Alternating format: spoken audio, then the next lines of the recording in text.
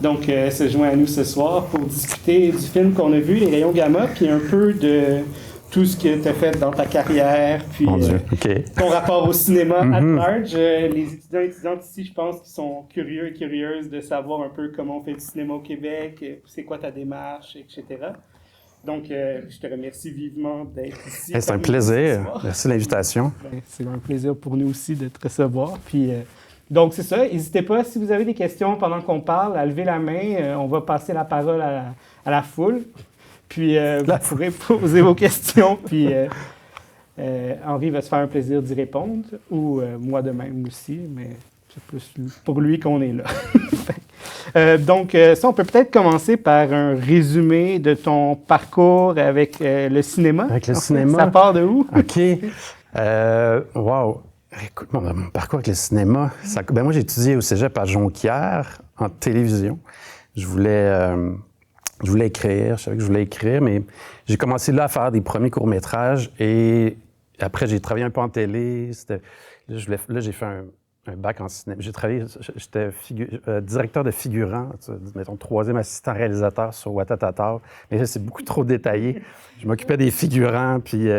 C'était étrange, mais c'était le fun, mais j'ai eu envie après de faire des films. En fait, j'ai fait un bac à Concordia. Puis j'ai commencé à faire des films. Et quand j'étais à Concordia, il y a un mouvement qui s'appelle Kino qui a commencé. Ça dévoile un peu mon âge avancé. Et en même temps qu'il y avait Kino, moi je viens de Québec, donc je savais que je retournais à Québec et j'ai démarré Kino là-bas, la deuxième cellule après celle de Montréal, donc avec des amis là-bas à Québec. Je connaissais pas des amis, des gens du milieu. On a développé la cellule de Québec et en fait, Kino, je ne sais pas si vous connaissez un peu, mais c'était avant YouTube, donc c'était une façon pour nous de faire des films Maintenant, l'équipement était devenu accessible. Techniquement, c'était possible. On achetait des mini-DV, des cassettes à pharmacie à 9,99, puis on avait nos caméras, puis on pouvait faire des films, ce qui semble évident aujourd'hui, mais c'était pas évident parce qu'avant, c'était très lourd, le cinéma. C'était très... Il y avait Spira à Québec, puis c'était un peu... tous les films, c'était en film, avec des grosses équipes. Il fallait passer par un certain parcours, demander des subventions, avoir de l'argent. Nous, on a fait non, on peut faire des films, donc on en fait. Puis c'est ça ça a été mon école, vraiment, Kino, je pense. J'ai vraiment fait plein d'essais-erreurs. On a fait un premier cabaret au FNC. Donc, on faisait un film par jour chacun pendant une semaine. C'était comme de l'écriture automatique. Tu essayes plein de choses. Du bricolage, des mélanges de fiction, de documentaire, d'animation. Donc, c'est vraiment ça. Puis j'ai vu certains films aussi qui m'ont marqué, comme Naked de Mike Leigh, qui a fait OK, je veux faire ça dans la vie. Donc, ça m'a incité un peu à continuer là-dedans. Puis ensuite, c'est ça, j'ai travaillé en télé, puis j'étais tanné un peu de faire des films très vite, avec qui on fait des films je sais pas, en très peu de temps, mais des films courts. C'était des films souvent qui n'étaient pas à la hauteur de mes ambitions, je dirais. Puis donc, j'ai envie de prendre cette façon de faire-là, tourner en équipe légère, avec peu de moyens, puis de faire un long métrage. Donc, j'ai voulu faire un film qui se passe la nuit, avec des vrais ados, en banlieue de Québec, d'où je viens. Et c'est ça, je suis allé chercher Myriam pour écrire avec moi le scénario. Puis on a fait ce film-là et c'est ça. Donc, ça a été mon premier film c'est ça, qui a été fait avec peu de moyens, mais beaucoup de liberté, en fait. C'est ça un peu. Puis on s'est bien amusé. Mais ensuite, j'ai continué à travailler en télé. C'est vraiment un résumé de ma vie, c'est bizarre de faire ça. C'est juste pour que les gens aient mais après ça, c'est ça, j'ai fait une série à Vrac Télé qui s'appelle Camping de l'ours. C'était très absurde. C'était un camping à la frontière du Québec puis du Mexique. Puis c'était trop absurde un peu pour Vrac, la chaîne qui change un peu de mandat. Donc, j'ai fait ça avec des amis et en collégialité aussi. Et ensuite, j'ai travaillé sur un long métrage. Ça a été long. J'étais vraiment dans mes papiers. Tu sais, j'étais vraiment dans l'écriture, dans ma tête pendant plusieurs années, à essayer de trouver le scénario parfait. Puis j'ai eu envie de retourner sur le terrain parce que je faisais du documentaire aussi en télé beaucoup. J'ai fait beaucoup de documentaires, plein de reportages. Puis ça, j'adore ça en télé, j'adore le documentaire. Ou les reportages que je faisais en télé pour Radio-Canada à Québec, c'était l'année du bénévolat, fait que j'étais réalisateur. J'ai juste appelé. Ma mère, elle me dit « Appelle-les ». J'ai juste appelé, puis j'ai passé l'entrevue. Je sais pas pourquoi ils m'ont pris. Puis, mais c'était avant c'était quand je suis revenu à Québec. Donc, c'est ça. Puis j'ai commencé à réaliser en télé des portraits. Puis tu sais, une madame de 75 ans qui joue de l'accordéon puis qui a dit qu'elle va jouer pour les personnes âgées parce qu'elle les aime, ces gens-là. Je les aime, eux autres. Ils me font du bien. C'est comme toutes sortes de monde. C'est vraiment incroyable. Tous les mondes que tu rencontres quand tu fais ce genre de travail-là. Mais encore là, c'est très bref, c'est la télé. C'est quelque chose qui est... t'as envie de pas juste faire un 6 minutes, tu as envie de les connaître plus, d'aller plus en profondeur. Donc, c'est ça. Je suis retourné, donc, quand je suis retourné à Montréal, dans le quartier Villeray, près de Saint-Michel, et près d'un château sur le bord de l'autoroute. Le château de crème glacée de la métropolitaine. Exact. Et je sais pas pourquoi, d'ailleurs, il n'a jamais été filmé, ce château-là. Je ne comprenais pas. Je ne l'avais vu dans aucun film. Mais donc, j'ai eu envie de faire un film, d'aller vers des gens qui avaient un bagage culturel différent du mien. Donc, c'est ça, j'ai commencé à faire ce film-là, à faire plein de rencontres. Je voulais faire une sorte de voyage sensoriel dans Saint-Michel, de chasser-croiser avec plein de personnages. Finalement, Sandrine Cloutier, prof de théâtre à l'école Georges Vanier, m'a ouvert les portes de sa classe. Et là, j'ai rencontré ces jeunes-là. Et je fais, OK, je veux faire un autre film avec des ados. C'était pas forcément mon but, mais là, ils étaient tellement incroyables, ces jeunes-là, que, je sais pas, ils étaient brillants, allumés, très drôles. Puis, j'ai dit, OK, ça. Puis, très diversifiés dans leur personnalité, dans leurs origines, évidemment. Fait que là, c'est ça. Je me suis dit, je vais faire un film avec eux. Grosse réponse. C'est parfait. Donc, c'est ça, la genèse un peu, c'était ton désir de retourner sur le terrain, puis pour les rayons gamma, je pense. Vraiment. Ouais. Puis de retrouver un peu ce contact-là humain que tu avais l'impression que la télé t'avait enlevé ou que la télé te donnait pas l'espace pour le faire? Oui, non, c'est ça. C'est très bref. C'est des... Le format et tout. Le format est bref, exactement. Puis quelque chose de... J'avais envie de travailler sur le long terme. Moi, je ne suis pas un sprinter, je suis un marathonien. Ça prend beaucoup de temps pour filmer, faire des films. Puis peut-être trop. Mais il reste que c'est ça. Ça a été ça l'idée de prendre le temps puis de faire des vraies rencontres. Puis moi, je ne peux pas écrire aussi. J'aime écrire, particulièrement des dialogues.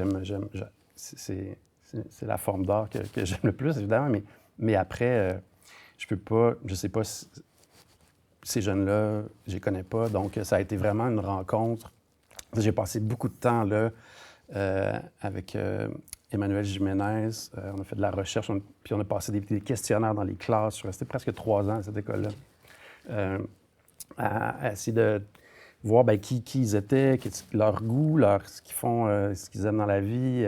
Est-ce qu'ils se sentent québécois? J'avais ces questions-là. Puis, donc, il y a eu des ateliers avec eux, puis aussi une période après les ateliers où est-ce qu'on faisait juste parler, puis échanger, puis ils me racontaient des anecdotes, plein de choses.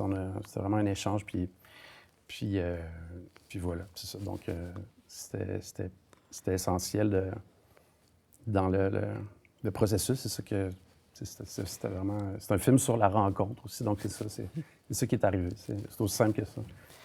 Ça a pris à peu près 3 ans, 4 ans à faire, ce film-là? Le film, oui. Il y a eu la pandémie. Ah ouais. Donc, on a tourné sur plus qu'un été, en plusieurs blocs. Chaque personnage, chaque histoire a été faite dans un bloc. Non, il y en a 2 qui ont été faites simultanément, mais on a commencé par Fatima, son histoire à elle. Et il y a eu, c'est ça, la pandémie. Donc là, ça nous a permis en même temps de monter. On montait avec Jules Saunier, incroyable monteur. C'est vraiment un frère d'armes hallucinant. Puis lui, avec lui, on tournait beaucoup, puis on regardait. Je disais, je peux regarder je regarde pas tout le matériel qu'on a tourné. Non, il faut que je regarde tout ça. C'était vraiment dédié à ça. Donc, ça nous permettait de filtrer, puis de revenir à l'écriture, puis de faire des allers-retours un peu entre le tournage puis le montage. Puis le scénario a été coécrit avec les jeunes ou c'est un peu... Les jeunes ont été... leur personnalité a imprégné vraiment le scénario. Il y a des idées qui viennent d'eux, mais c'est surtout leur personnalité, comme Toussaint, qui est joué par Chris. C'était quelqu'un de très solitaire, mais qui était en même temps très serein, très posé. Puis il inspirait un peu ce personnage-là. Après... il y a des scènes dans le film qui viennent de leur vie aussi. Quand Fatima, sa mère se fait dans le stationnement du centre d'achat, quand quelqu'un insulte sa mère, c'est arrivé pour vrai. Puis elle nous a conté ça, puis elle m'a dit ça, puis j'ai fait « OK, on pourrait le mettre dans le film. » Elle a dit « Oui, mets-toi dans le film. » Je voulais pas faire un pamphlet sur le racisme du tout, mais c'est des choses qui font partie de leur vie. Donc, puis il y a certains jeunes aussi... comme le Russe, le jeune Russe, lui, c'est ça, c'est pas de la fiction, c'est vraiment son plan. Il y a un plan de vie. Puis dans sa vingtaine, il veut devenir poète, musicien. En tout cas, à cette époque-là, c'était ça. Ensuite, avocat dans sa trentaine. Dans sa quarantaine, ministre. Puis devenir premier ministre à 50 ans et faire l'indépendance du Québec. Puis il y avait plein d'idées, puis c'est exactement ça qu'il m'a dit. Donc, il y a un mélange d'eux, puis de travail qu'on a fait ensemble, puis aussi ensuite avec mes co-scénaristes, disons qu'ils m'ont aidé ils m'ont plus qu'aidé, ils ont collaboré avec moi pour que ces histoires-là se tiennent dans un chassé-croisé, puis tout le monde a un peu travaillé sur chaque histoire, ils m'avaient des idées, on a écrit, tout le monde a développé des dialogues. Après, au tournage, j'arrivais avec ces dialogues-là. Puis je disais aux jeunes, ça c'est... Tu peux le dire dans tes mots, c'est vraiment... C'est à toi de t'approprier ça. Qu'est-ce qu'on fait avec ça? Est-ce que donc, il y avait un échange. On savait un peu comment la scène finissait, mais pas forcément le chemin pour y aller. Puis les mots, c'est eux qui ont les mots. Nous, on n'a pas leur vocabulaire, on va pas commencer à inventer. Donc, puis le but aussi, c'est de leur donner le micro puis de les voir à l'écran. Donc, il fallait qu'ils aient d'eux-mêmes aussi dans l'histoire, dans le film. Donc, ça a été comme ça, ça s'est fait, le scénario, en gros. Puis après, il y a eu des moments documentaires là-dedans, mais le scénario, en gros, ça s'est fait comme ça. Fait que tous les moments documentaires, c'est un peu là où la caméra se lâche lousse, puis on suit l'acteur ou l'actrice ou le personnage, en fait. C'est ça, il y a des moments très narrativement très, très prévus, puis d'autres où il y a un peu plus d'impro. Puis en même temps, il y a un tournage complètement parallèle à ça, qui est vraiment un tournage documentaire. Où est-ce qu'on a tourné dans Saint-Michel. C'est important de voir Saint-Michel, de sentir parce que de sentir que le quartier existe à l'extérieur pendant que vivent nos personnages. C'est dans cet univers-là qu'ils sont. Puis donc ça, c'est un tournage aussi un peu... j'aime tourner de cette manière-là parce que le documentaire t'amène des choses auxquelles tu n'aurais jamais pensé. Plus tu tournes, plus tu es surpris. Puis moi, j'aime la surprise dans un film. J'aime être surpris, j'aime être dérouté. Donc, en tournant, il y a par exemple... il y avait une scène qu'on a essayé de tourner qui ne marchait pas avec deux jeunes, finalement, on n'a pas pris la scène, mais il reste que ils sont arrivés en retard. Puis il y a un gars qui s'entraînait, qui faisait du mixed martial art, donc qu'on voit s'entraîner au début dans le parc. J'ai demandé, peux-tu... j'ai expliqué un peu le projet. Il dit, ouais, on peut te filmer un peu? Ben oui. Donc, on l'a filmé. Je dis, approche-toi de la caméra un peu. Tu sais, fais des... Donc, il y a ce morceau-là de documentaire. Il y en a d'autres, mais c'est pas... c'est ça, c'est pas prévu. Il est arrivé comme ça. Donc, c'est un peu comme dans l'Ouest de Pluton, le chien qui est apparu à un moment donné. C'est à force de tourner, ça peut dire que tu as trop tourné quand tu es rendu là. Tu vois un chien qui mange un arbre, qui le dévore entièrement. Mais c'est ça. C'est d'être... que le film soit nourri de cette vérité-là, en fait. Peu importe que ce soit dans la fiction ou dans le documentaire qu'on tourne, dans le film qu'on fait, on cherche à être... à ce que ça soit vrai, à ce que ça soit authentique le plus possible. C'est ça que je trouvais vraiment beau dans le film, en fait, c'est l'espèce de sensibilité. On tombe jamais dans le misérabilisme. On sait que c'est un quartier défavorisé, mais jamais on est en train de se plaindre ou de quoi que ce soit. T'sais, les gens vivent une vie comme tout le monde vit une vie ailleurs. Puis je trouvais ça intéressant, cette idée-là de se mettre à hauteur d'individus, je pense, comme de ne pas les regarder de haut, mais puis de les représenter comme ils ont toujours été représentés, puis plutôt de les laisser devenir quelque chose qu'ils veulent devenir, en fait, tout en gardant l'esprit que c'est Saint-Michel quand même, mais... Oui, il y a quand même un équilibre que tu as trouvé, je trouve. Bien, merci. Mais c'est ça c'était le but, parce que ces jeunes-là, moi, quand je les ai rencontrés, c'était quand même différent de ce qu'on voit à la télé, aux nouvelles. Quand on parle d'immigration, on parle de violence, des problèmes liés à l'immigration. Puis moi, ces jeunes-là, c'est des jeunes très calmes, drôles, allumés. Ils n'étaient pas comme n'importe quel jeune, en fait, mais pas... c'était pas du tout l'image que les médias... qu'on voit dans les médias, c'était pas ça. Donc, c'est pour ça, j'ai aucune raison d'aller vers ça, selon moi. Donc, mais tu aurais pu arriver avec ton idée faite de l'espace, là. Puis c'est un peu l'aspect documentaire, je pense, du truc qui renvoie la balle à la fiction qu'on a par les médias de façon générale. Donc, c'était vraiment intéressant. Puis aussi l'idée que... là, je vais aller plus dans la forme, mais l'éclairage, les rayons qu'on voit souvent comme, bon, peut-être les rayons gamma, je sais pas, mais j'aimerais ça t'entendre un peu là-dessus sur la surexposition, peut-être des fois, comme j'ai mon interprétation, mais... Mais c'est quoi ton interprétation? Ben moi, je trouve que c'est comme une lueur d'espoir un peu qui pointe tout le temps à l'horizon, peu importe, mais... ouais, c'est ça, j'aimerais juste comment tu l'as conceptualisé. J'aime que les gens se fassent un peu leur propre...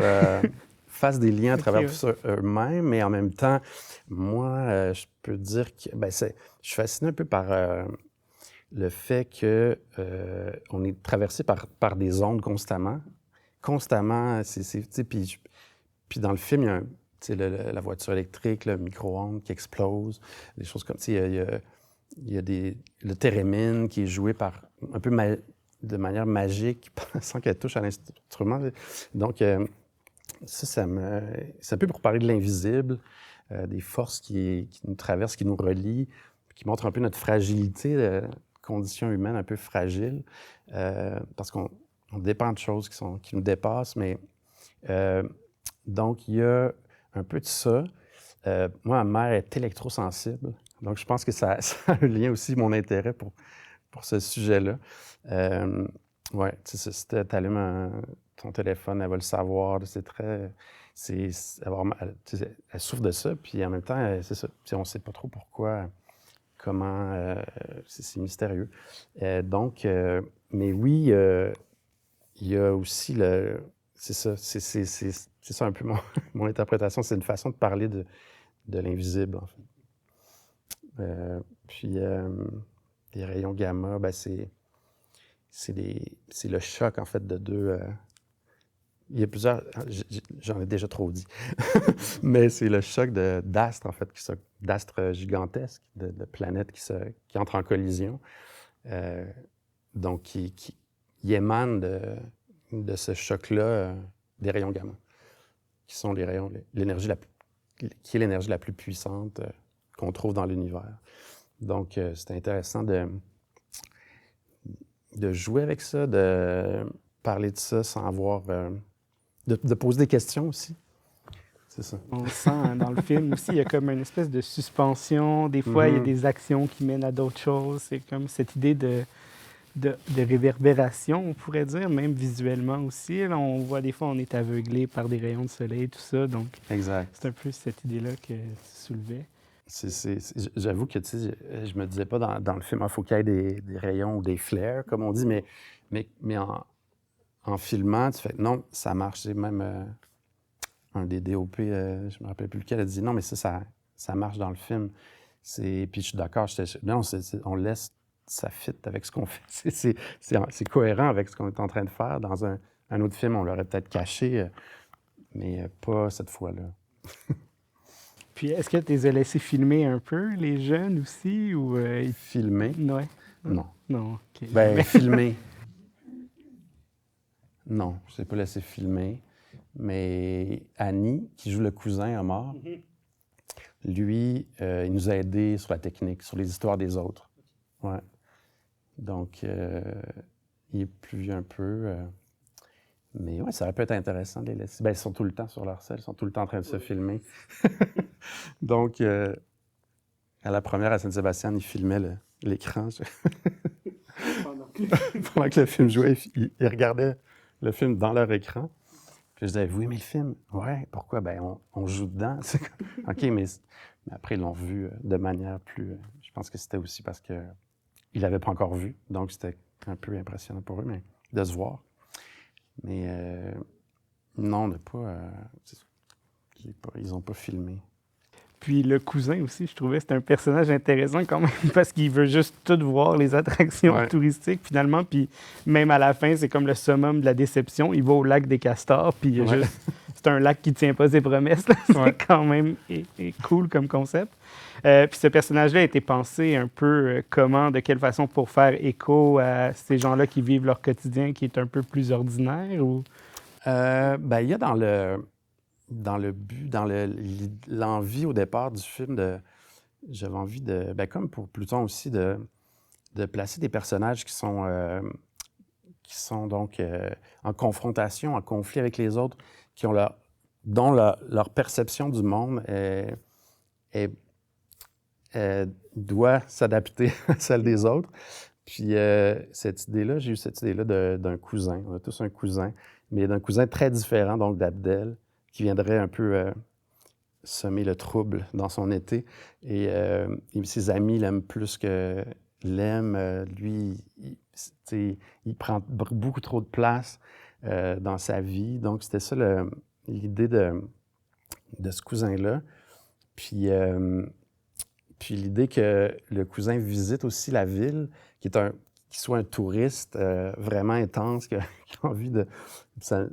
Comme moi, en fait, j'étais un touriste parce que je venais de Québec, puis j'ai regardé un peu ce quartier-là d'une manière...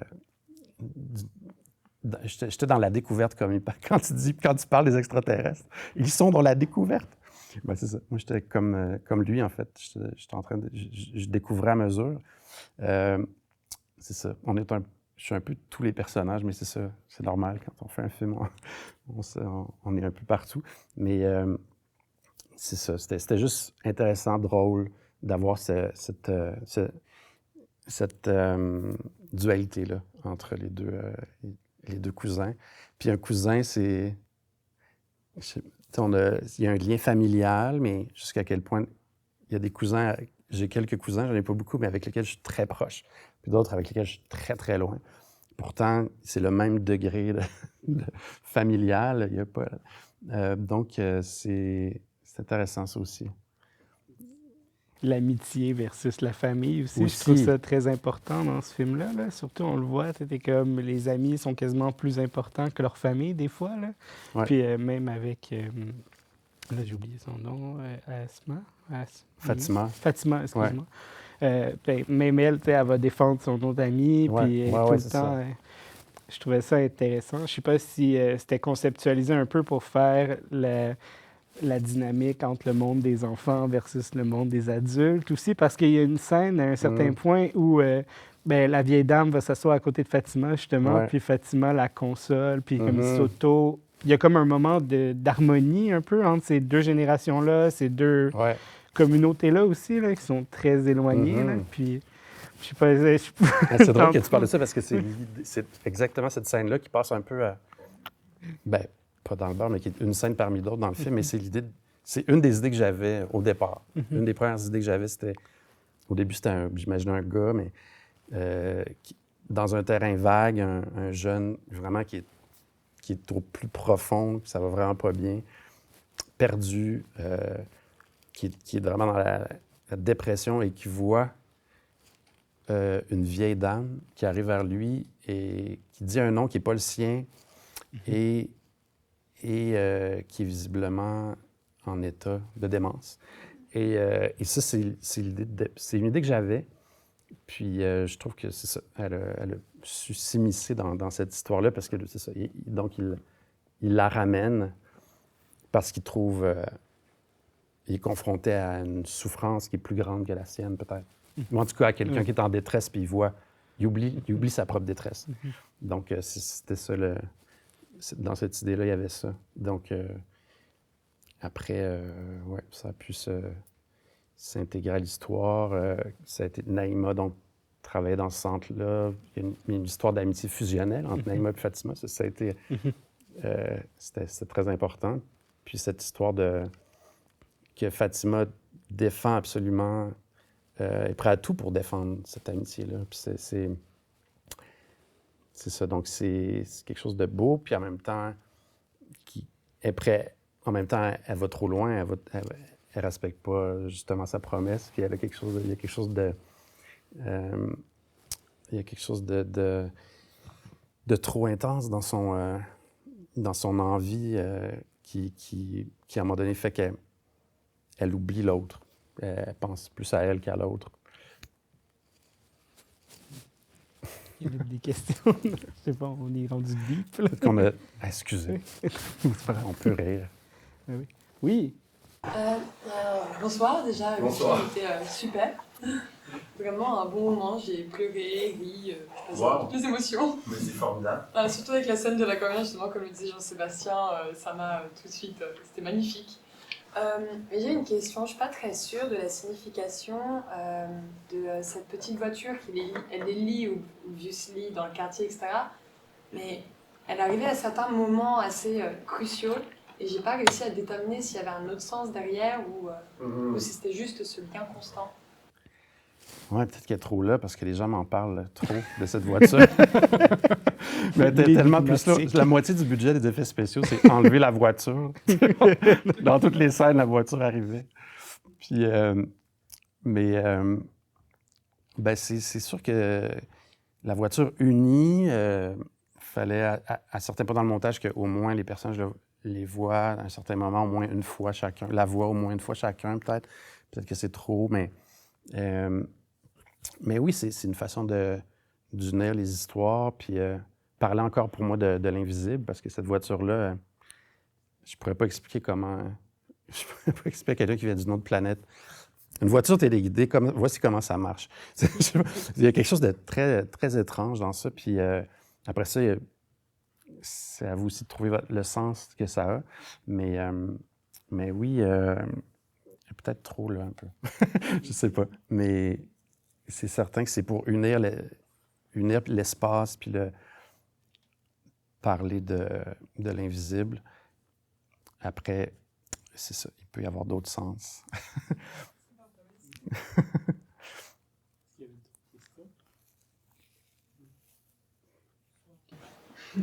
Ça, j'en ai d'autres.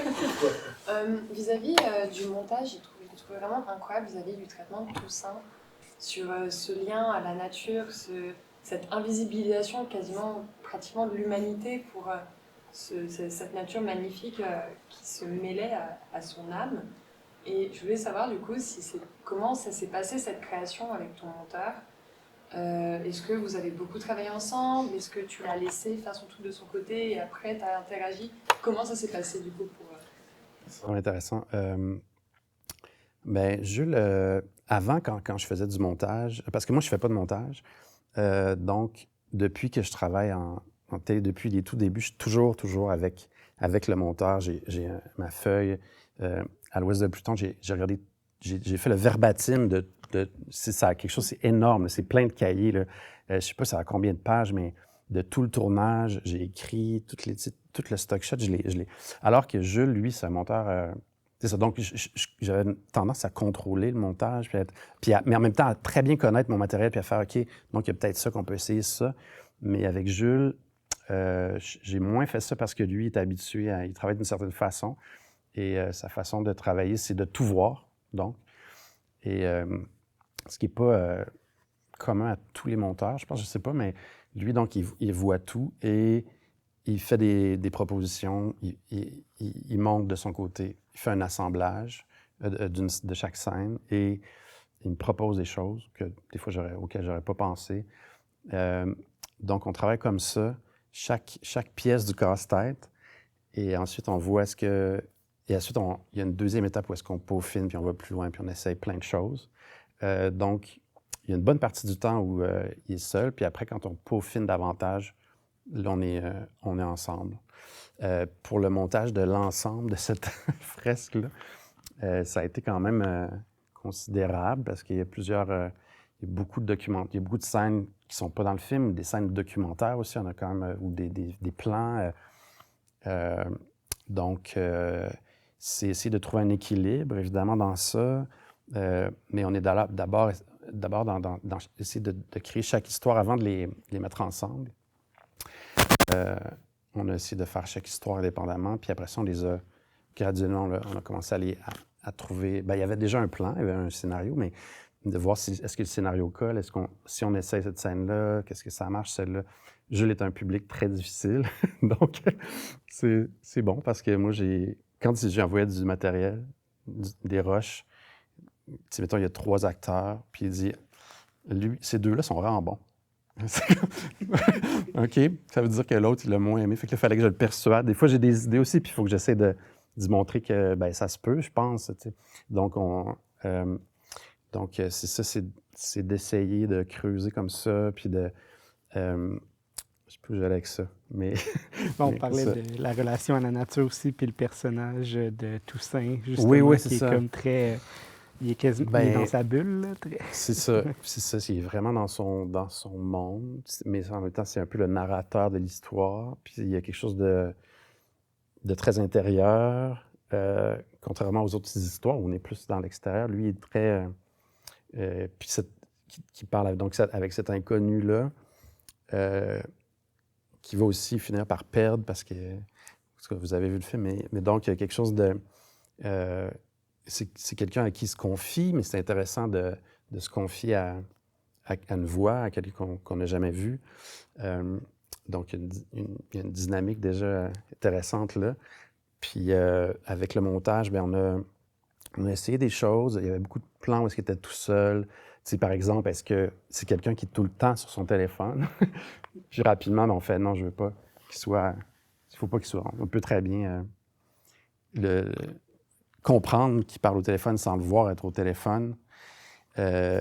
Puis c'est sa narrativité, les messages qu'il laisse aussi, c'était propice à mettre des images donc, de nature qui glorifient un peu la nature ou la poésie de Montréal. Puis, mais oui, de la nature, de la rivière où il pêche, de l'eau. Donc, tous ces éléments-là font un peu un contraste avec l'urbanité des autres. Mais c'est vraiment aussi des essais-erreurs. Jusqu'à quel point est-ce qu'il intervient, jusqu'à quel point est-ce qu'il laisse des messages. C'est ça. Donc, il y a tout ça qui est comme la Faya, qui est le feu de Dans Saint-Michel. C'est une des premières choses qu'on a tournées. J'imaginais que ça allait être plus loin dans le film, mais après, c'est ça, on sait pas tant qu'on l'a pas essayé. Finalement, ça marchait bien. C'est ça. Mais juste pour l'anecdote aussi, il n'a jamais vu non plus la comédienne. Il parlait vraiment avec elle au téléphone pendant la prise. C'était pas comme il disait son texte, puis après on a rajouté une voix. Donc, puis il n'a jamais vu la comédienne, sauf à la dernière scène. Donc, c'était un peu... la dernière journée, là, une scène qu'on a enlevée, mais c'est... Donc, tout le long, il s'imaginait aussi comme le personnage qui est cette fille, t'sais. Puis, est-ce qu'elle a mon âge ou non? Est-ce qu'elle est grande? Est-ce qu'elle... et donc, c'est ça. Ça a été vraiment drôle quand les deux se sont vus. Est-ce qu'il y avait l'idée de ne pas la mettre aussi à la fin, peut-être? Ben oui. Parce que dès qu'il ouvre la porte, elle a un masque, puis on est comme « Ah, comment? On la verra pas. » Nous aussi, on veut la voir, tu sais. Ouais, L'impression, on la voit finalement, mais est-ce que ça vous a effleuré l'esprit de peut-être juste pas la mettre puis la laisser comme la voix de la conscience de Toussaint, dans le fond? Là? Oui, puis ben en fait, moi, j'aimais qu'on s'imagine, est-ce qu'elle est vraie? Est-ce que moi, elle lui dit ça, est-ce que moi, je suis dans ton monde? Est-ce que moi, j'existe dans ton... Est-ce que j'existe pour vrai ou je suis juste... C'est un peu ça que ça veut dire. Donc on s'imagine peut-être qu'elle n'existe pas. Après ça, oui, il y a eu cette possibilité-là de ne pas la mettre. Et c'était un peu... Moi, certains m'ont dit ça quand on a fait un visionnement, mais je n'étais pas trop d'accord, puis Jules non plus, parce que c'était frustrant. Puis tout le long, on voit les rencontres qu'il fait. Pourquoi est-ce qu'elle, on la verrait pas? Je sais que c'est moins mystérieux, mais c'est un film sur la rencontre quelque part, sur les liens, les relations humaines. Donc, c'est ça. Je sais que David Lynch ne l'aurait pas montré. Mais j'adore David Lynch. Peut-être juste avec le masque. Juste avec le masque. Ouais, puis après, ça serait passé des choses avec le masque. Mais je sais pas, mais il reste que... C'est ça. Puis ce que je veux dire aussi, c'est que dans cet univers-là quand il est en canot, tout ça, c'est un rêve aussi. C'est lui qui rêve vraiment. Et donc, je voulais essayer de faire ça aussi, filmer un rêve. Puis, c'est ça. Quand on fait ce genre de film-là avec peu de moyens, on peut filmer un peu ce qu'on veut. Donc, on a essayé. C'était pas sûr au départ, mais finalement, ça marchait quand même bien là, au montage. Puis peut-être justement parler de peu de moyens. Là. On parle de combien de budget pour réaliser ça à peu près?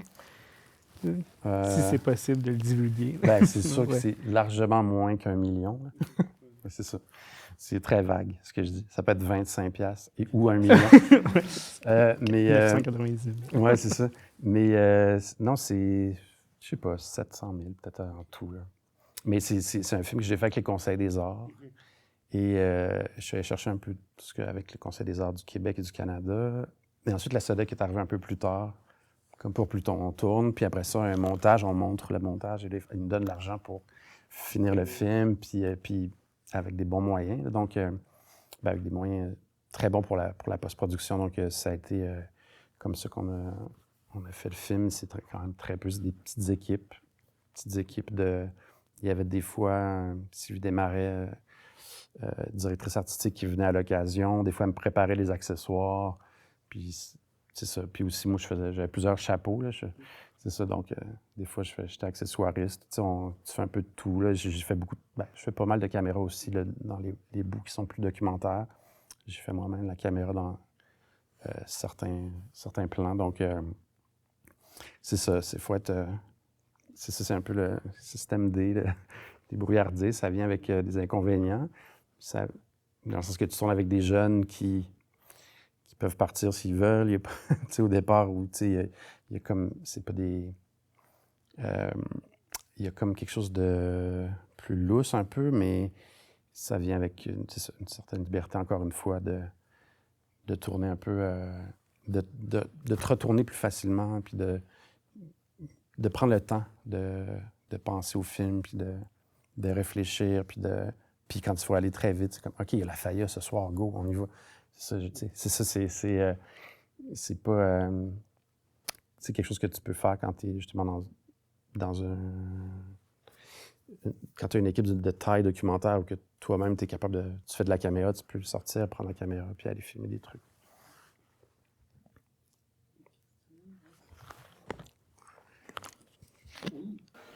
Oui, bonsoir. J'ai vu qu'il y avait 3 DOP au générique. Ouais. Je voulais savoir pourquoi ce choix et comment vous avez travaillé sur le tournage ensemble.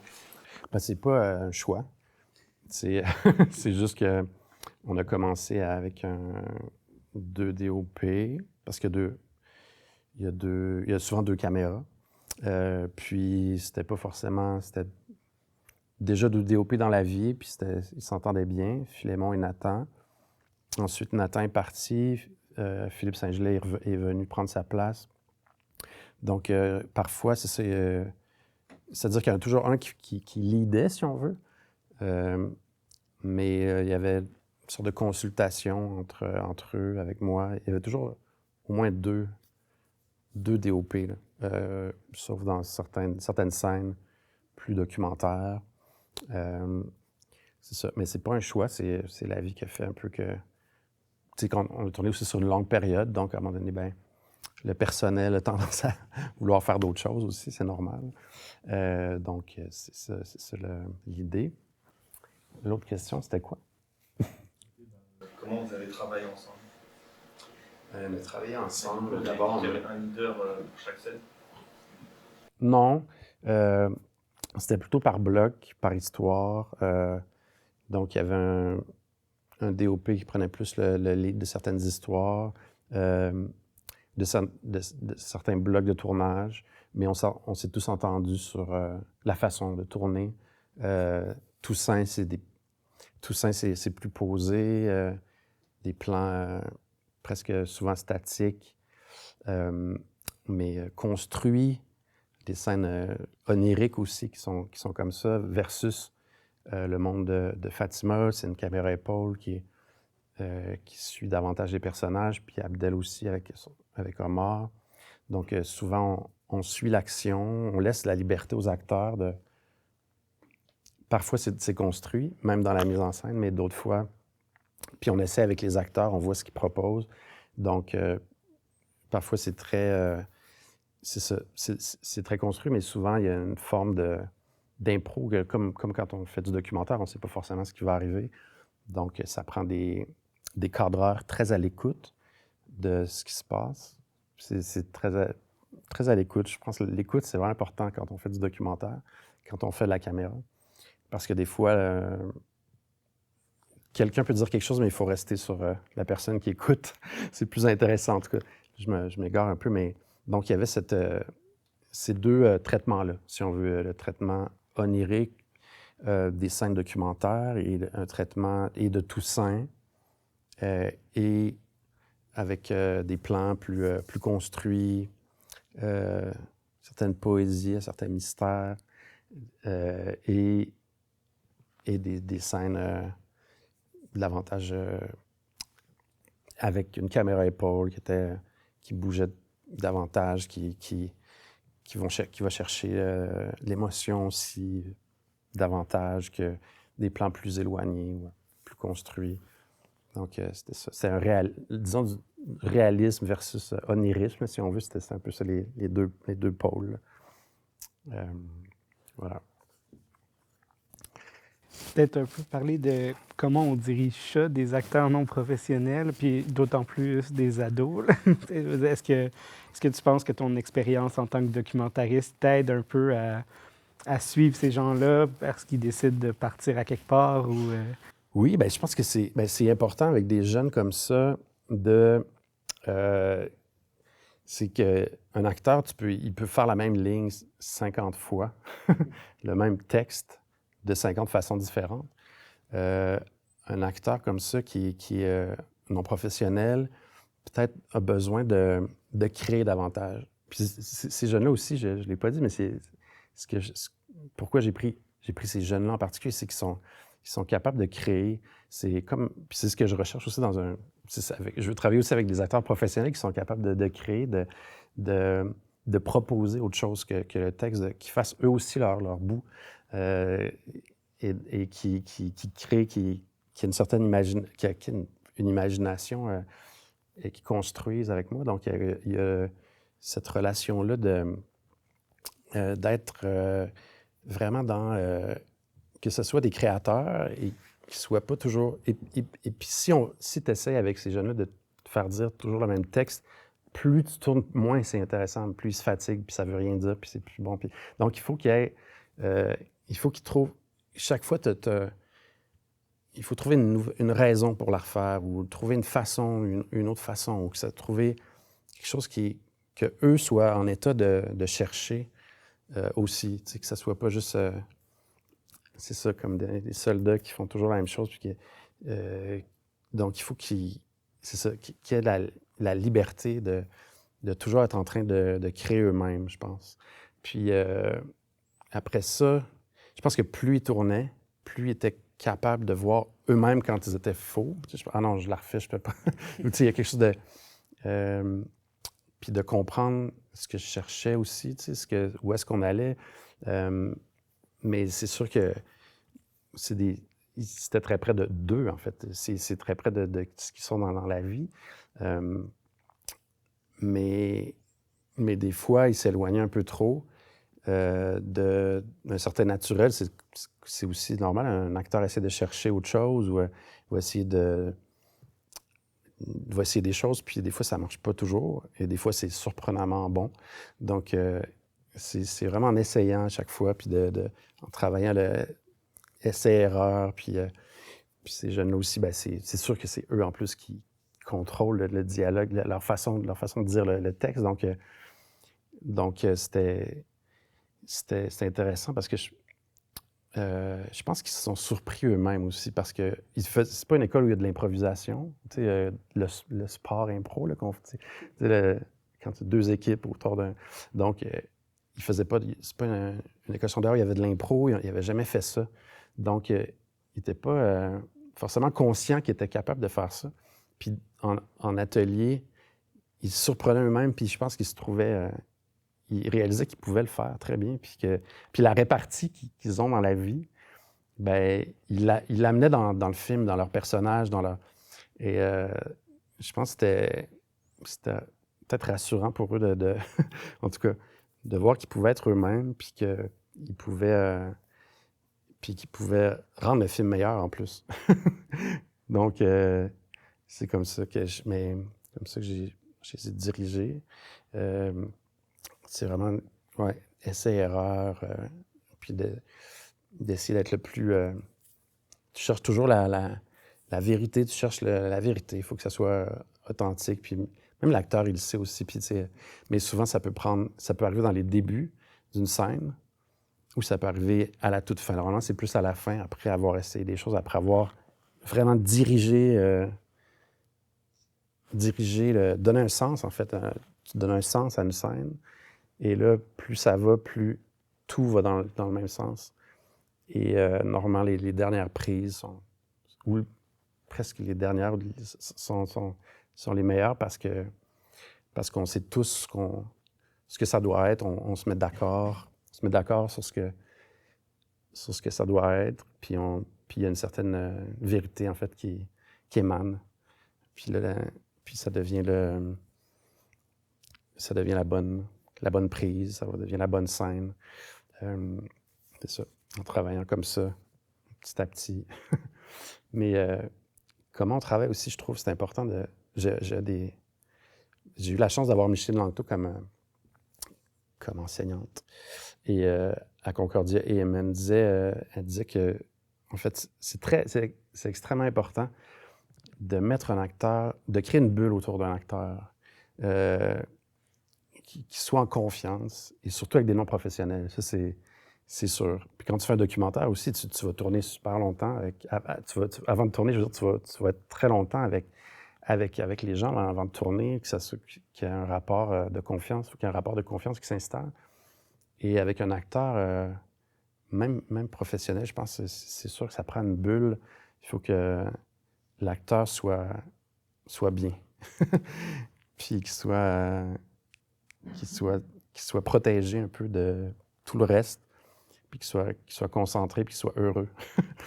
Puis, particulièrement avec des non-professionnels, c'est certain, c'est sûr qu'il faut tourner dans le plaisir, puis on a beaucoup ri en faisant ce film-là. Donc, il y a tout ça, c'est un rapport humain, je dirais, qui est juste qui s'installe et non et d'égal à égal aussi. C'est pas le. Faut pas voir. Je pense qu'il faut pas évidemment regarder les acteurs de haut parce qu'ils sont pas professionnels et surtout pas et non plus regarder des acteurs professionnels les encenser. C'est pas ça sert à rien de faire ça. C'est pas ça le travail. C'est de faire ressortir une situation, de faire ressortir la magie du jeu, la magie du cinéma. Donc, puis l'humanité des personnages. Donc, c'est vraiment en travaillant avec eux dans un rapport sain, je sais pas comment dire ça, mais normal, éthique ou puis c'est ça. Puis donc tu peux arriver à quelque chose, puis plus un acteur, je pense, a confiance en ce qu'il fait, plus il est intéressé à ce qu'il fait, plus il croit, plus il va vouloir se donner après tout le long du film. Donc, c'est quelque chose de précieux, ça, de prendre soin des acteurs et d'avoir un vrai rapport avec eux. Pas d'être dans la distance ou dans le... Puis moi, ça ne m'intéresserait pas non plus comme réalisateur de travailler avec un acteur qui me... Je sais pas, qui se prend pour un autre, qui est comme... qui me regarde de haut. Ça ne m'intéresse pas du tout. C'est ça. Il faut qu'il y ait un vrai échange. Grosse réponse, beaucoup trop longue, encore une fois. On est là pour ça. Est-ce qu'il y a des jeunes qui ont joué dans le film, par exemple, qui ont découvert une passion pour le cinéma ou pour l'acting ou le jeu d'acteur? Je pense que oui, assurément. Ils ont tous aimé leur expérience et ils voudraient le refaire. Certains aimeraient, je pense, revivre cette expérience-là, mais c'est pas des jeunes qui ont des modèles autour d'eux, des gens qui sont comédiens dans la vie, comme par exemple, c'est ça, ils connaissent pas quelqu'un qui étudie en théâtre, ils n'ont pas un oncle qui est comédien ou qui connaît quelqu'un qui... C'est pas ça leur monde. Fait que pour eux j'ai l'impression que c'est comme s'il y avait une chance avec ce film-là, puis après, si on les appelle, ils vont venir. Mais ce que je veux dire, c'est qu'ils vont pas forcément chercher à faire ça, malheureusement. Mais j'espère que des gens vont les appeler parce qu'ils sont incroyablement... Ils sont très bons, ils sont très justes, ils sont super fins en plus. Mais c'est ça. Donc, je pense qu'il faut que des gens, c'est ça, les appellent puis rentrent en contact avec eux puis voient si le projet les intéresse, ils vont être tous intéressés, je pense, à jouer encore. Puis à tourner des films aussi, peut-être? Oui. Passer derrière la caméra. Peut-être. C'est possible. J'espère que ça peut se faire. J'espère que ça va se faire. Ce serait cool de stimuler ça un peu. Là. Vraiment. Ouais. Est-ce qu'il y a quelque chose dans le film qui te déplaît ou que tu changerais? Puis mettons ton coup de cœur. La voiture, visiblement. Wow. C'est vrai. Est-ce qu'il y a quelque chose que tu aurais gardé au montage qui a été coupé ou à l'inverse? Ouais. Ben, je trouve que c'est un film qui parle beaucoup. Peut-être j'aurais changé certaines répliques au niveau de plus de tout simple. Peut-être c'est beaucoup de... Ça parle beaucoup. Peut-être je laisserais plus dans certaines scènes les silences, les images. Je parlais notamment avec les deux cousins. Je sais pas, des fois, c'est pas nécessaire d'avoir autant de dialogue, mais en même temps, pourquoi pas? Mais c'est sûr que... Ouais, c'est ça. Ça, moins de dialogue un peu. Qu'est-ce que j'aime? J'aime plusieurs scènes, en fait. Plusieurs scènes que je trouve... la relation entre les deux filles, le monolithe, c'est ça, des moments, plusieurs... Ben, dans toutes les histoires, il y a certaines scènes que j'aime parce que j'ai l'impression qu'on a réussi quelque chose d'intéressant. Puis... mais c'est ça. Ce que je sais pas, peut-être qu'il faudrait que je le revoie dans... Je suis trop collé, puis ça fait c'est ça, ça fait en même temps... J'ai arrêté de le regarder parce que je ne pouvais plus le voir. Mais donc, là, je sais plus, là, j'ai pas de recul assez, je pense.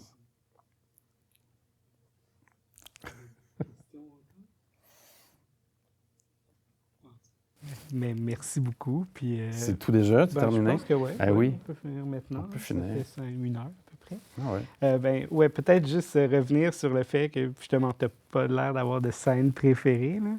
Mais moi, je trouvais que c'est ça qui Ouais, était toi, beau t'as aussi quelque chose là-dedans, que- c'est que c'est comme une espèce de mine qu'on explore, puis il y a des pépites, des gemmes, des gemmes qui apparaissent au fil du temps, des moments drôles, des moments plus tristes, tu sais, puis c'est un peu un film sur la vie, en fait, là. Puis c'est ça que je trouvais intéressant aussi, puis c'est comme, on a tendance à justement stigmatiser ces jeunes-là, à dire qu'ils vivent dans un monde stéréotypé, cliché, tandis que là, on est vraiment confronté ou amené plutôt à vivre avec la complexité de l'être humain. Puis je pense que c'est quelque chose que tu fais vraiment bien dans tes films. Comme tu disais tantôt, te mettre à hauteur d'homme un peu, là, homme au sens être humain, là, de façon générale. Oui, c'est ça. Ben, c'est ça qui m'intéresse. Moi, j'ai...